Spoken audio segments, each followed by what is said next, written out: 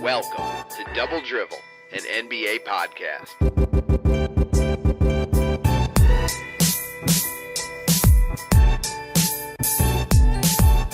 Hello and welcome to another episode of Double Drivel. We are a weekly podcast offering a fan's perspective on the news and issues surrounding the NBA. Thank you for joining us. My name is Greg and I'm joined as always by my co-host JT. You can find us on Twitter at Double Dribblers or email us at doubledrivelpodcast@gmail.com. JT, what up, my friend? Greg, what a week. These guys are throwing hands, son. They are fighting. They're all fighting. We indeed had a very physical week, and we're going to have a lot to cover on this episode. We had three separate altercations, JT. We had a heavyweight bout in Miami, a catchweight contest in Minnesota, and we had a modified rules expedition going down in our nation's capital. This was a week of players throwing hands and the NBA throwing out fines. What a week.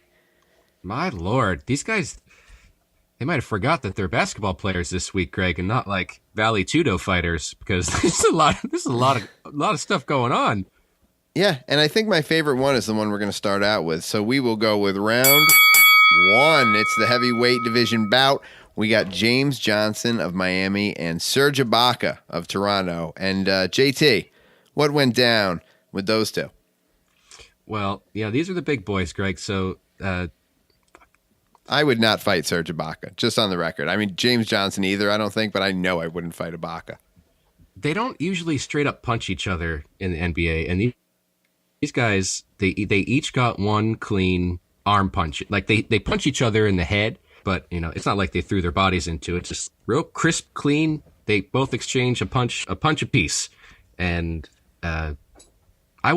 Johnson threw the first punch, and Ibaka might have kind of like been nudging him leading up to that, but Johnson definitely threw the first punch, and Ibaka just clipped him right back. 1-2.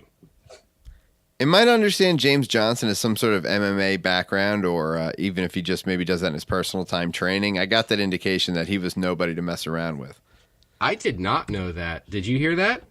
I did hear that. So we'll go to the internet on that one. But yeah, like you said, two very clean punches thrown, just straight arms, and that tells me that if these guys had gotten to put their weight into it, they would have been as accurate, and it would have been a hell of a battle. So these are two guys, again, you don't want to throw down with, and I certainly wouldn't want anything to do.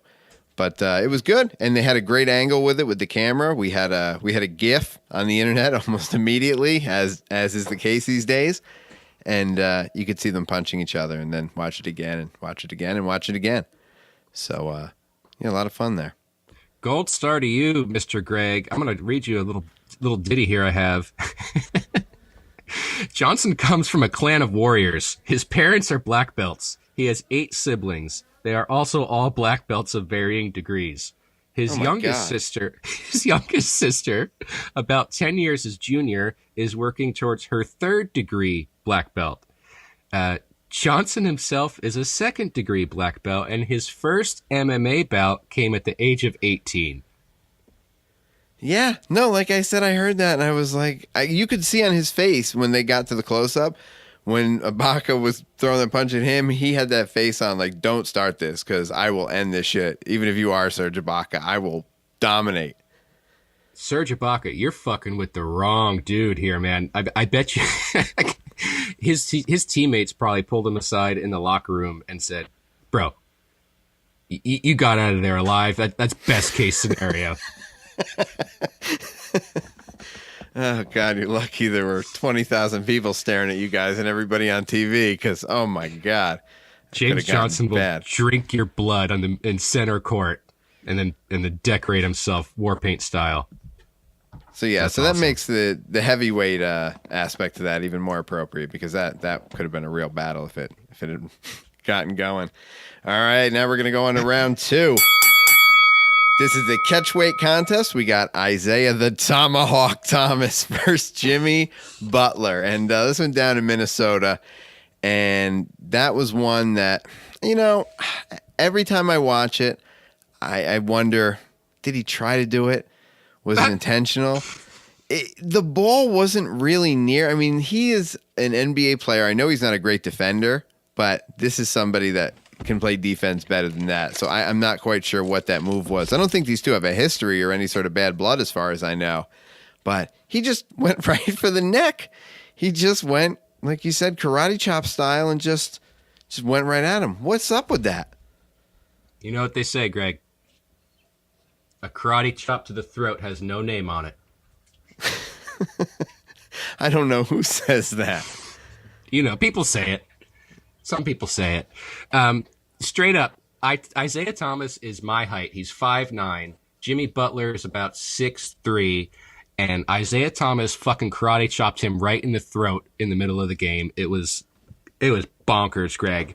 Kind of a clothesline, clothesline karate chop type of move, but right in the fucking throat. Like, how did he even reach his throat? How did he get up there?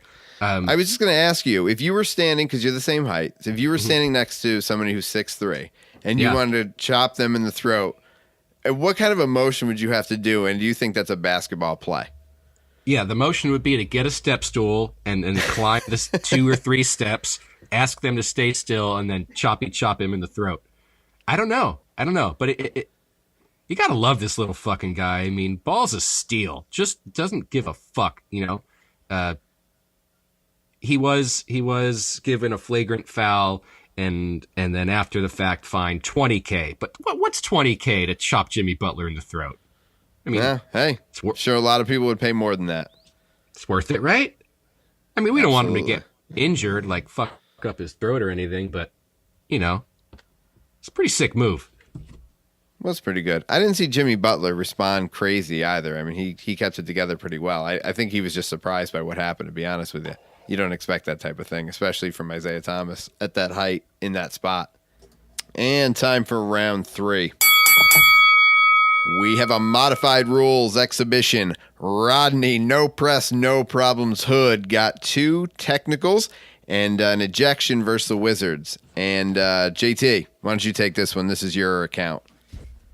You know it is, Greg. If God forbid there was ever a trial, I could be called to the trial as a Rodney Hood expert witness. So this will be my round.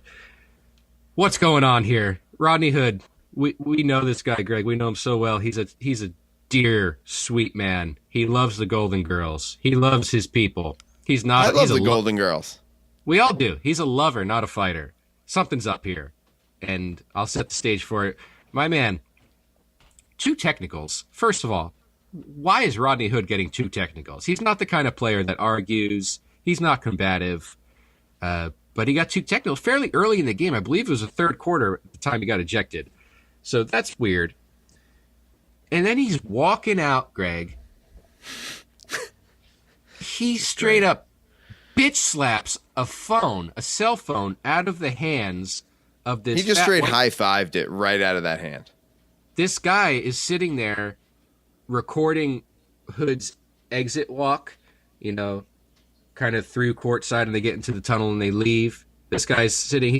He has great seats. This guy hold the phone up,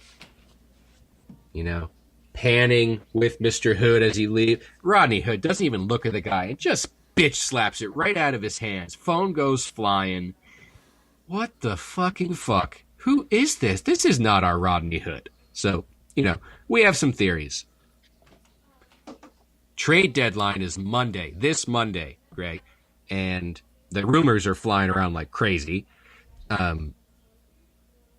More than likely, I would think that Rodney Hood has been hearing some of these rumors himself, having talks with his agent and stuff, seeing how he's being packaged and possibly traded to another team, which is, not the craziest thing because players get traded all the time, but this was supposed to be kind of a breakout season for Rodney Hood, and maybe the emergence of Donovan Mitchell, the Jazz's rookie, who's just playing phenomenal basketball, has taken the spotlight away from what Hood thought would be on him.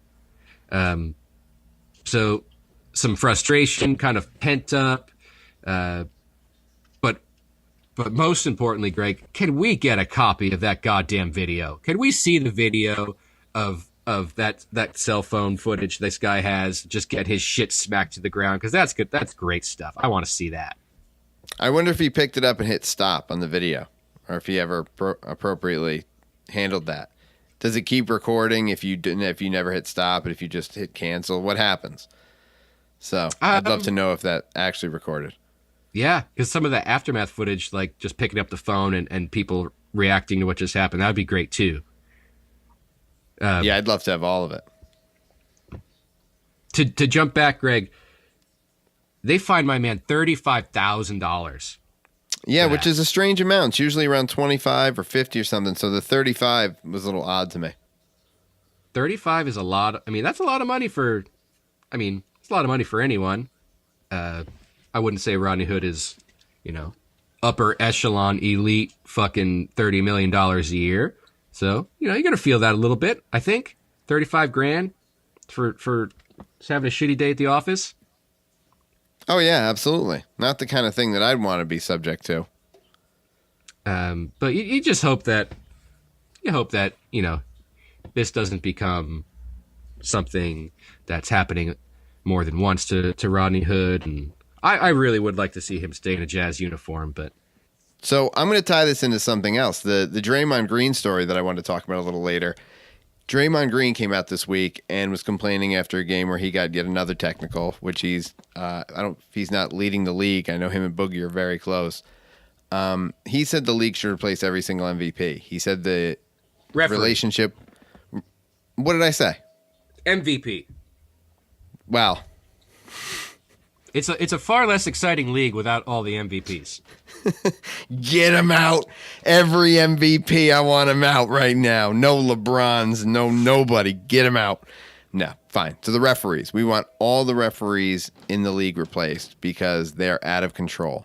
Very antagonistic with the players this year, and they're throwing out a lot more technicals, and they're kicking out a lot more players like Rodney Hood. Like you said, this is not something that normally happens to Rodney Hood. It's not the kind of player he is, and they don't seem to have the patience for it this year. They're just throwing people out, and I know a lot of players are not happy. Like I said, Draymond Green, first person to complain always, but he complained, and he was fined $25,000 for the suggestion for the league to replace every single referee. So a lot of fines this week in the NBA. Wonder what they're doing with all that money.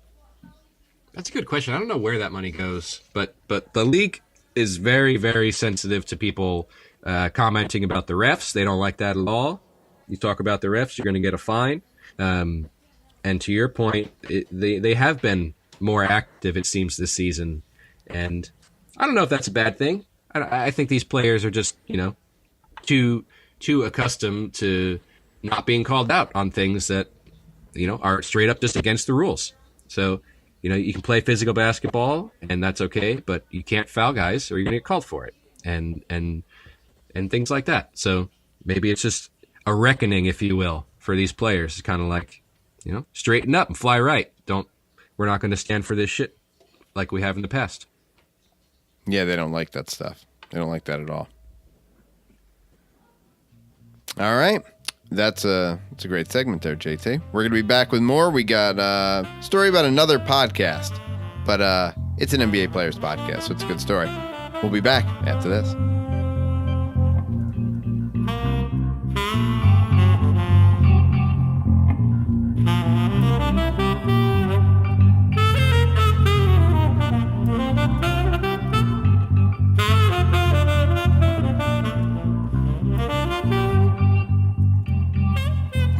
Hello and welcome back to Double Drivel. I'm Greg with my co-host JT, and we are talking about the NBA as always, but JJ Reddick has a new podcast. He had an old podcast, but he has a new one, and he just recently did an episode with Kyrie Irving.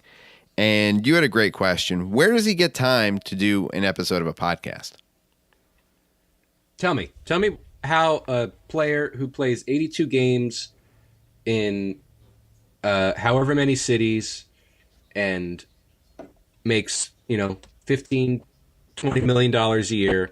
How do you have time to how do you have time to do a podcast? Shouldn't you be in the gym, like working on a jump shot or like plays with your team or something? I don't get it. And isn't I think I have an answer. I have an answer for this particular episode, though. Oh, you would because you're the president of the JJ Reddick fan club. So please indulge us. He was playing in London against the Celtics I think it was just yesterday, possibly the day before. I don't know how. It's only a few hours difference, but right, crikey, who knows what time it is there? Well, that wouldn't be crikey. Oh, either way. It's good. Ride it. Good, use it. So JJ Reddick and his team, the 76ers, is over in London, and they were playing the Celtics. And on the Celtics is Kyrie Irving. So I assume on the long flight over, they had scheduled something in advance to record something, because I know he does a lot of his episodes with a portable type setup. He doesn't really have a studio per se. So I think that's about the best answer I have. Isn't it a conflict of interest for players from opposing teams to Yes. be like chumming it up before a game, talking about whatever? What's the difference between all the dudes on the banana boat back in the day, though? All those guys vacationing together and doing all that shit. I mean, I think during the season it's even more egregious. But, I mean, these guys aren't enemies anymore. These guys don't hate each other. I mean, this is not like it used to be. This is, I don't know. It's like a big club now. Russell Westbrook ain't sitting down with anyone and Hell having a no. conversation with them before the game. Hell no. Absolutely not. I guess, yeah. I don't love it, to tell you the truth. I don't like it. I mean, I at least want to be fleeced a little into thinking that they all hate each other. And that when they're playing against each other, they really have that drive, and they're competing, and there's some bitterness, like some bad blood, you know. It makes All it right. more interesting. I'm going to call upon some of your YMCA experiences. If you're playing somebody that you like or don't even really mind versus somebody you're playing that you just despise, somebody that you hate, who do you play tougher against? Oh, come on. I mean, I would say that when you're playing against people you like and respect, there's a nice vibe to that. But when you're playing against someone that you have a little heat with, I mean, that's what it's all about. I mean, that it becomes something different. You know, you're really, really trying to best each other, and you're really going to go that extra mile. You know, it's just, that's why when we watch two boxers go at it or two fighters go at it, when there's bad blood, those fights sell more. I mean, there's more heat, there's more attraction. It's sexier. So to answer your question, I think when you're playing someone you don't like, it's just more interesting. Yeah, you would think so. But the NBA is doing pretty well now with all these chummy guys just kind of joking it up and not having any sort of issue. But I don't know. Russell Westbrook is from a lost time, I think. You could have put him back in the day when it was a little more physical, and he would have thrived. That would have been amazing. Him around the Jordan times. Oh my God. Yeah, I mean, and from things I've read, I mean, I do realize that even to the era we're talking about, that a lot of these guys were friendly with each other, but it seems that, and a lot of it, of course, has to do with there's just so much more exposure now, and you do very little privately because there's just people watching all the time and so many outlets for us to discuss what you're doing. You know what Like I mean, us. Greg? Yep. But come on, give us some heat. Don't sit down for tea with fucking Kyrie Irving right before you're about to play him, and then do a successful episode that everyone talks about. No, not the time nor the place. And the other thing is these guys all know each other from when they're little. They all play AAU basketball together because they're all the best players when they're little, like they're all the best players when they get older. So they've been playing together for years, and they all know each other. So I think it's harder now for these guys to you know, just have the animosity towards each other like they used to. Yeah. We have one story that I wanted to bury, but I wanted to get it in because, you know, it involved a famous player talking about a bum. So let's get to it. Reggie Miller was talking this week, and he told Lavar Ball to shut up. And he said that the only person that should also say that really matters is Magic Johnson. And he said Magic needs to go up to LeVar Ball and he say, shut your mouth or I'm going to trade your kid. And that's it. And just be done with it. And just put up or shut up. Because it's getting to be annoying. It's getting to be a problem. He's talking shit about Luke Walton now. It's a circus over there. And they're not having a good season. I mean, I don't think anybody thought they were going to have a great season or anything, but they're not playing well at all. And kind of a mess in LA. What do you think? Lakers fans sure thought they were going to have a good season. They're ready to build a fucking statue for this guy, Greg, and put it in downtown LA. Yeah, but that makes me feel bad for the kid because the kid's quiet and Lonzo's not his father. I mean, he's not acting like that unless he tells his father to act that way so he doesn't have to. Who knows what kind of dynamics going on in that family? This shit is kind of crazy that it's already this point. It's only halfway through the season. We are at the halfway point, and people are saying, you need to tell this guy to shut up or get the hell out of here. If LeVar Ball could do one thing to help his kid, maybe two things. And I'm just talking about Lonzo right now. The first would be to shut up. Absolutely. Shut the fuck up. Stop bringing attention to a young player that needs space to develop. Number two, fix this fucking kid's shot, would you please? The wind-up, Greg, comes from left field, ends up in right field. It's the wackiest shot. It's not a sustainable shot. That's why his shooting percentage is so shitty. But that's fixable. You can fix that. They have these guys. Every team has their shot doctor, they call them, and they just work with players on shooting form. He should do that. He should fix Lonzo's shot, make him an effective shooter, and then you build that on top of he has great passing, and then now we're talking. Let's work on the nuts and bolts of this kid's game, and stop fucking with his head, dealing with all this other shit. You know what I mean?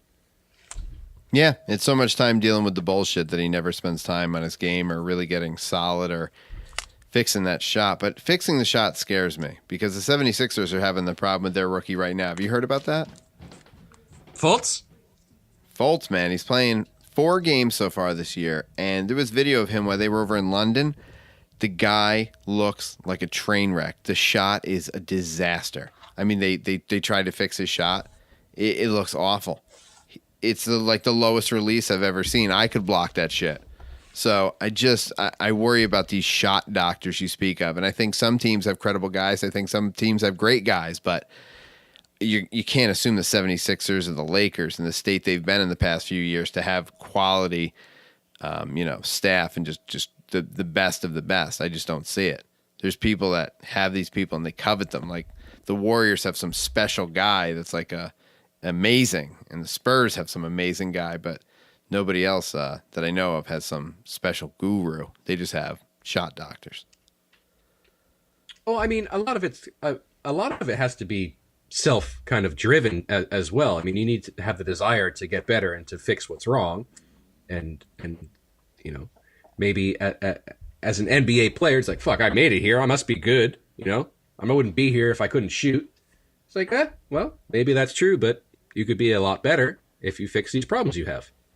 Yeah, that's how you become a bust. You never try to fix it. You don't care, and you don't get to the gym. You don't try to be better. That's right. OJ Mayo, wasn't he like one of the bust of the past 20 years? There's been so many. I mean, Greg Oden, I guess, could count just because of injury. I mean, that was the great what could have been, but you'll never know. Yeah. Turns out you actually have to care about what you're doing and put effort into it to sustain. Who knew? It's the damnedest thing. Well, a lot of them get there with just natural ability. So, yeah, they don't have to try hard. And then it gets to the point where everybody's big and fast and can play just as well as they can, if not better. And it's put up or shut up time. And that doesn't work out for everybody. All right. Well, we got a wild week in the NBA coming. Before we get to predictions here, we'll just do a little bit. The trade deadline is coming on Monday. So that should be exciting. I can't wait. The NBA isn't always, the trades aren't always great. Sometimes they're surprising. Sometimes they're not. But I don't know. I feel like we're going to get some movement this year. And that'd be good. Teams are taking chances. They did in the offseason signing people. So I wonder if it's a trade deadline, everybody's going to freak out and move some people around. Yeah, I think we'll see some mid-tier movement. I don't know if we'll see any stars necessarily jump ship. Pardon me. I think the Jazz might take on Nikola Mirotic, Greg, who we who we know as the eater of punches from Bobby The Portis. recipient of a shot to the face.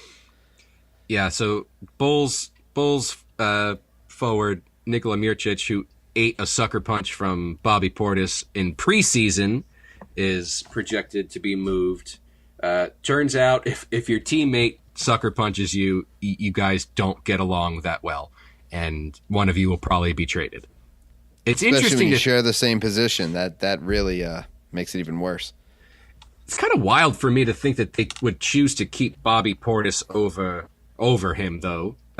It's always the contract. It never matters anything but the contract and the length of the contract and how much those cap space it'll give him. I mean, it's never like, oh, is this player good or this player? No, it's always fucking cap space.